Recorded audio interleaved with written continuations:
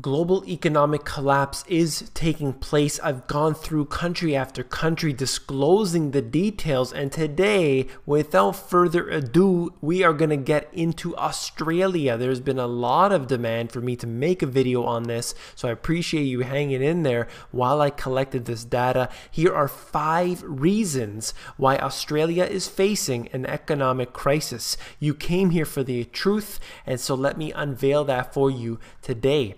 Balance sheet saw a substantial growth in the past year, says the RBA Stevens. RBA obviously being the equivalent to the Fed in the US. So right here they said the combined impact of replenished capital and the new financial market operations has seen a balance sheet swell, according to the Reserve Bank of Australia's annual report for 2014. They are engaging in the same exact policies that the Federal Reserve is doing, that all of the other central banks around the world are engaging in, and that is simply to print up money and to buy up useless debt instruments, and this is somehow going to drive the economy. But I will show you how in Australia today they are running into the same problems as the US and as the UK and Europe and other countries as well. Australia's money supply M3, so this is a broad spectrum for the money supply for anyone who isn't aware of that, but essentially they said it reached a record all-time high just a few months ago,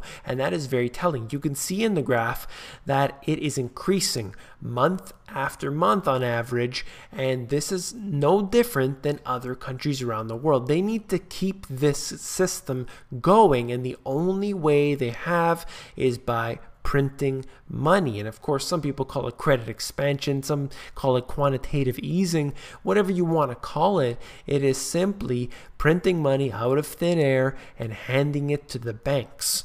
Now, this right here is something that many analysts do not cover enough. This is probably the most important thing in all of the financial industry right now, and it is not getting enough attention even in the alternative news, but I'm going to be bringing it up more and more often. There are more countries that I haven't disclosed yet that are doing the same thing.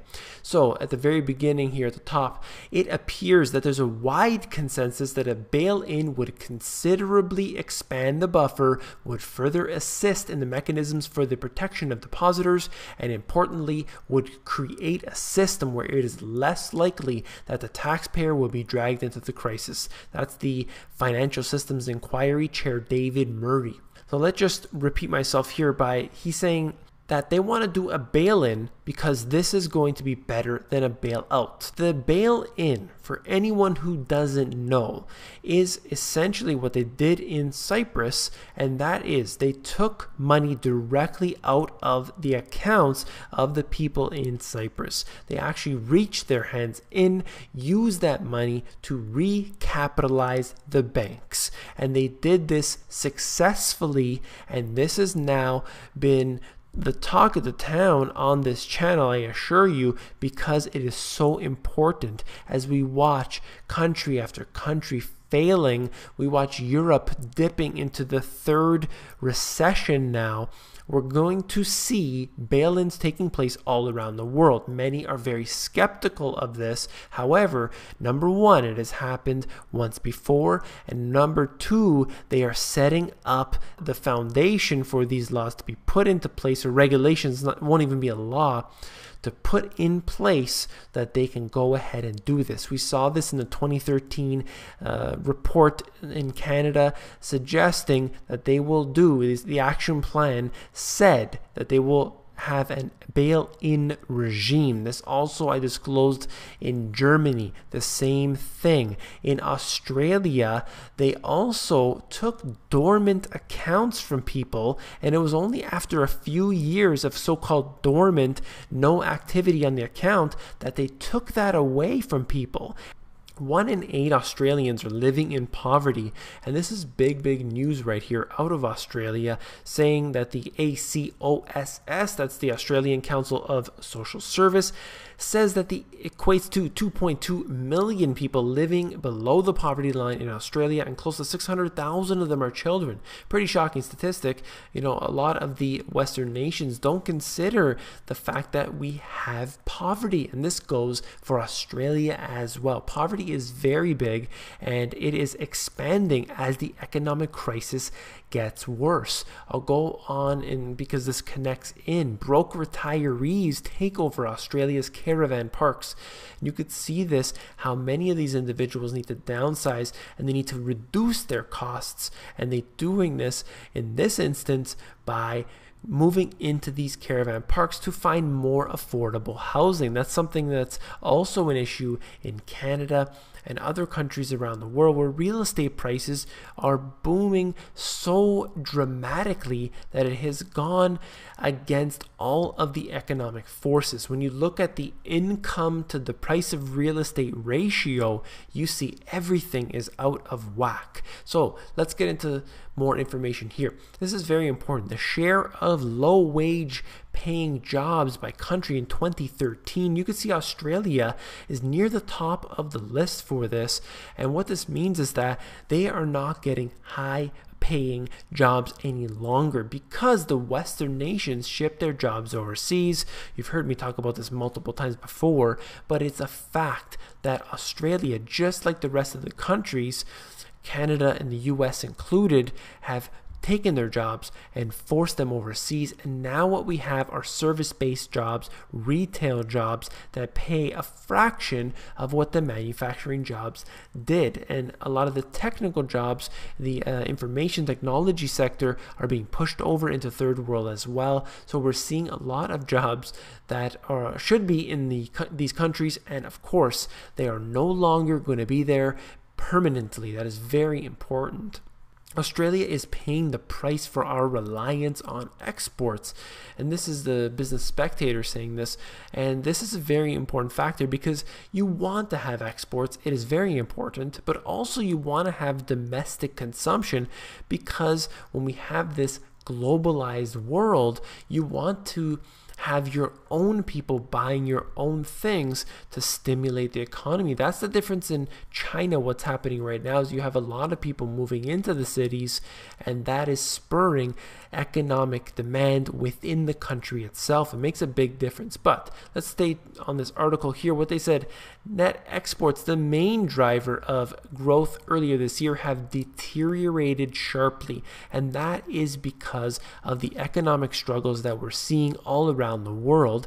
The world is all connected, and they're relying on continuous more growth, but that doesn't work like that. There are supposed to be periods of deflation. That is supposed to happen. It is healthy, but they're trying to fight against that, and they do so with their central banks. I talked about that at the beginning of the video, how the central bank just continues to pump that money in to keep that system going, when if there are hardships taking place, if there is a lack of exports, that's for a reason, and it should be allowed to happen for a period of time until the economic growth continues once again. It should not be artificial.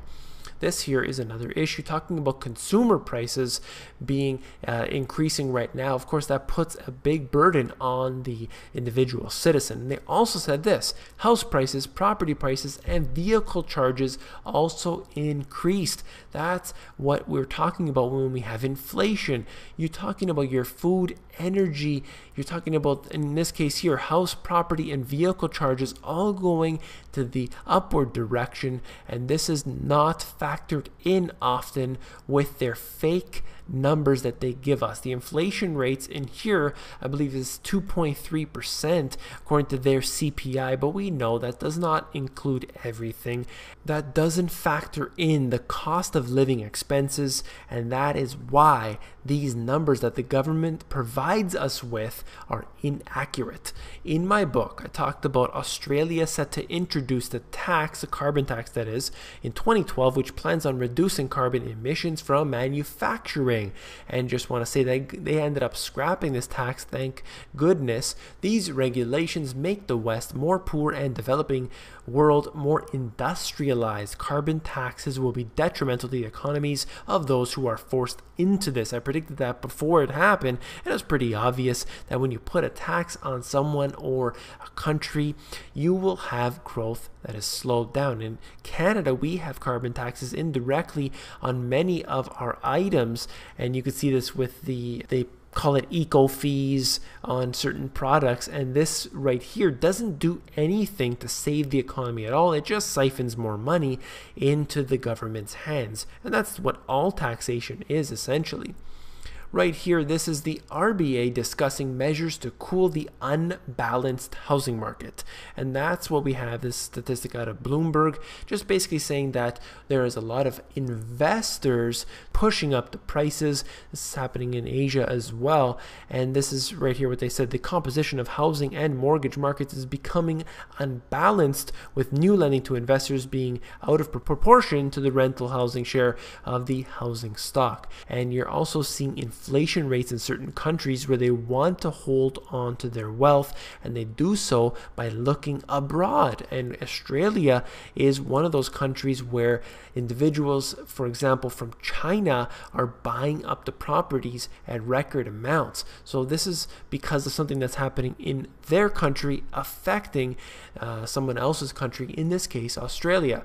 And connected in with that is that foreigners buy 1 in 6 new Aussie homes. The highlighted portion says overseas buyers accounted for almost 17% of total demand for new properties.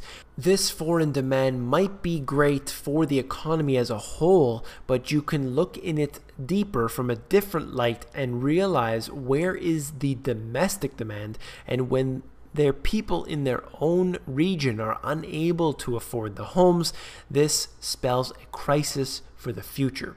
If you found this video informative, please give me a thumbs up. If you have any suggestions for other countries as well, I am always researching, always adding to my research database and collecting that information to do more videos like this. Please let me know your thoughts. And don't forget to become an insider. The Insiders is where I give out all my best intel for free, and that is available at themoneygps.com. Scroll down to the bottom and fill in your email address, and you get occasional emails from me with good, short, concise info.